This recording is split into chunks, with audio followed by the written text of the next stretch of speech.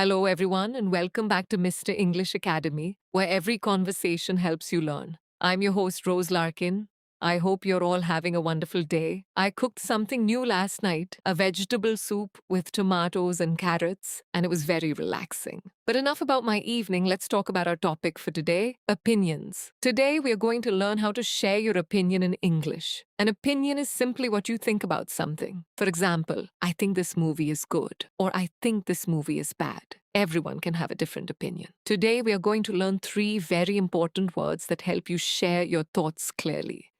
Should, could, and have to. But first, a small request. If you enjoy our lessons, please click the like button, subscribe to Mr. English Academy, and share this episode with your friends and family. It helps us so much. Okay, let's start. Our first word today is should, S-H-O-U-L-D. Should is a very useful word. When you say you should do something, it means you think it is a good idea. It is perfect for giving advice. For example, you should drink more water, or you should sleep 8 hours every night. When something isn't a good idea, we use the negative form. Shouldn't, should not.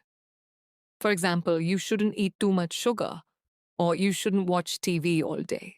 When you want to share your personal opinion naturally, you can say, I think you should, before giving your advice. If a friend asks how to learn English faster, you can say, I think you should listen to English every day. It feels very natural and comes right from the heart. Let's move to our second word, could, C-O-U-L-D. When you share your opinion, could means, here is an idea for you, and it is much softer than should. Listen to these 2 sentences. You should see a doctor. This is strong. It means you really need to go. Now listen to this. You could try some green tea. This is soft. It means maybe this is a good idea, but it gives the person a choice. You aren't telling them what to do. You are giving them an option. You can make it even softer by adding maybe. If your friend is bored on the weekend, you can suggest, maybe you could watch a movie, or you could visit that new cafe. It is a very kind and friendly way to give ideas. Our third and final phrase for today is have to.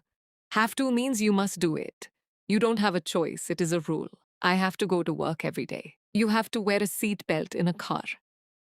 Just remember, for he and she, we say has to. She has to study for her test. Now, the negative form is very interesting. Listen carefully. Don't have to. Don't have to does not mean the same thing as shouldn't. Don't have to means you don't need to do it, but you can choose. For example, you don't have to finish that report today. This means Monday is fine, but you can finish it today if you want to. However, you shouldn't come to the party means it is a bad idea to come. So don't have to just means you have a choice. Let's quickly review what we learned today. Should means it is a good idea or good advice. Could is a softer idea, giving someone a choice. Have to means it is a rule, and you must do it. Well, that's all the time we have for today. Thank you so much for listening to Mr. English Academy. We love our listeners.